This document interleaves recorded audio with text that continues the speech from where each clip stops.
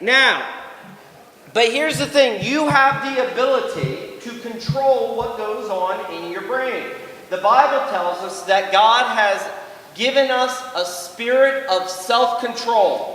A spirit that is part of the fruit of the Spirit that we are given, the ability of self-control. Now that isn't to say that things aren't going to pop in our head, because things pop in my head all the time. Anybody there with me? Now, what I like to do with those things that pop in my head, I like to dwell on them. I like to remain on those things sometimes and think about how nice it would be if I had that, or if somebody would get out of my way. Like this week, I had a lot of old people in front of me driving. Might have been some of you. I don't know. But there were a lot of old people driving, and I thought to myself, it would be really nice if they would just take their driver's license away and they couldn't drive anymore, so I could get to where I need to go.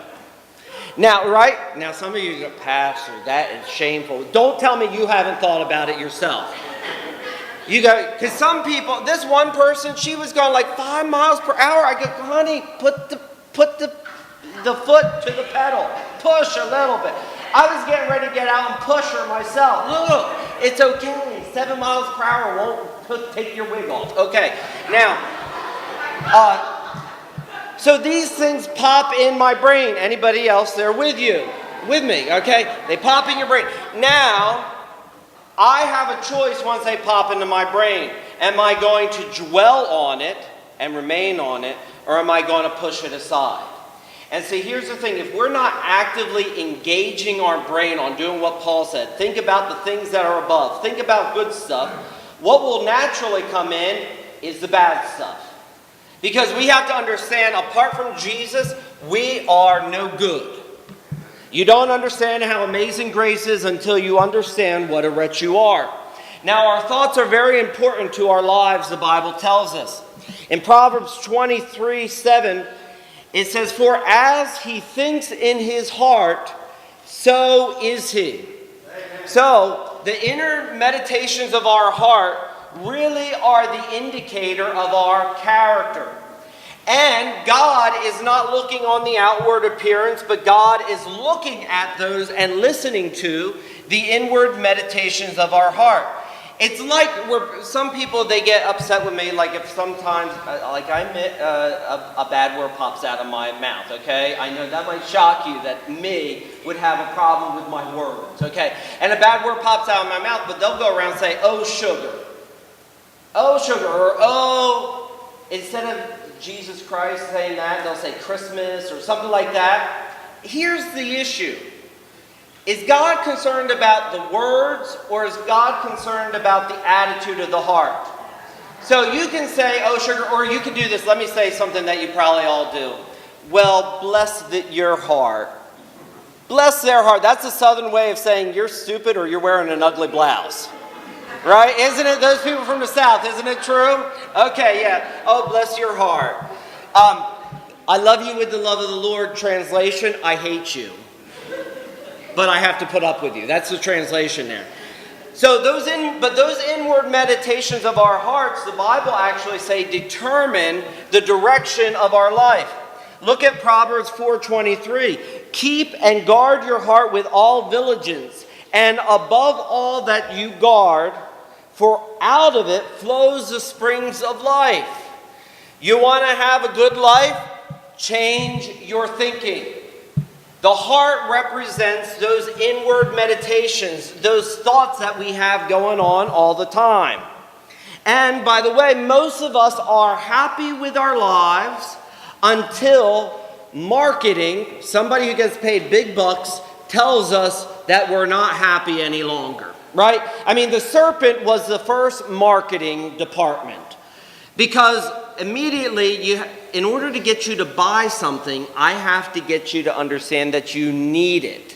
You didn't know that you needed it until I told you that you needed it, right? Anybody there with me?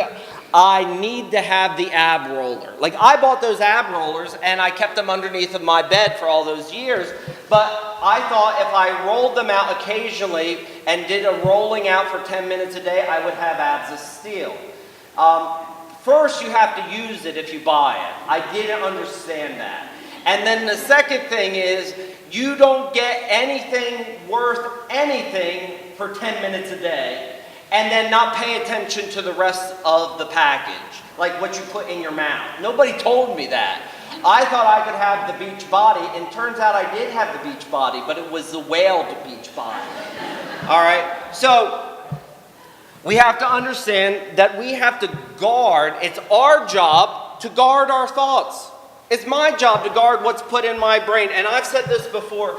If I came into this church and brought my garbage from home and put it up front here, you would be appalled that I would bring my garbage and put it in the church. Why? Because this is the house of the Lord. Well, the Bible says that God doesn't dwell in the temples made by the hands of man. This is just a building in God's view. But what is the house of the Lord?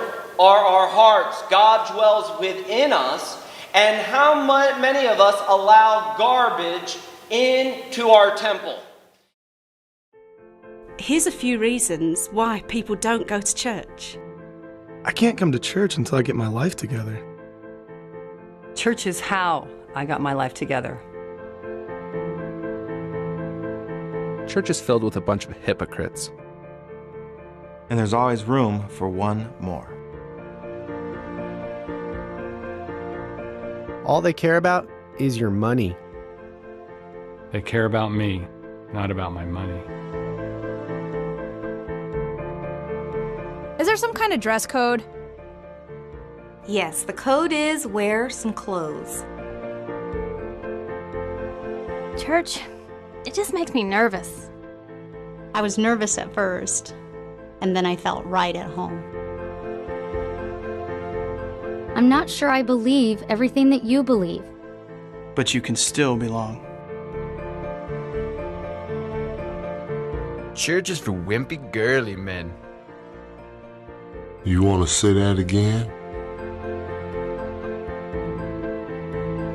If you knew me and what I've done, you wouldn't want me.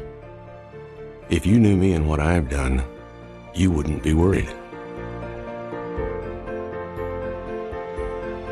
You can come to my church even if you were brought up Catholic, Baptist, Methodist, Jewish, Mormon, Lutheran, Pentecostal, Presbyterian, Church of Christ, Southern Baptist. a little bit of everything and a whole lot of nothing. See, it's not about a religion, it's about a relationship. So please, come to my church. Where nobody's perfect. Where beginners are welcome. where socks are optional, but grace is required. Where forgiveness is offered. Where hope is alive. And where it's okay to not be okay. Really.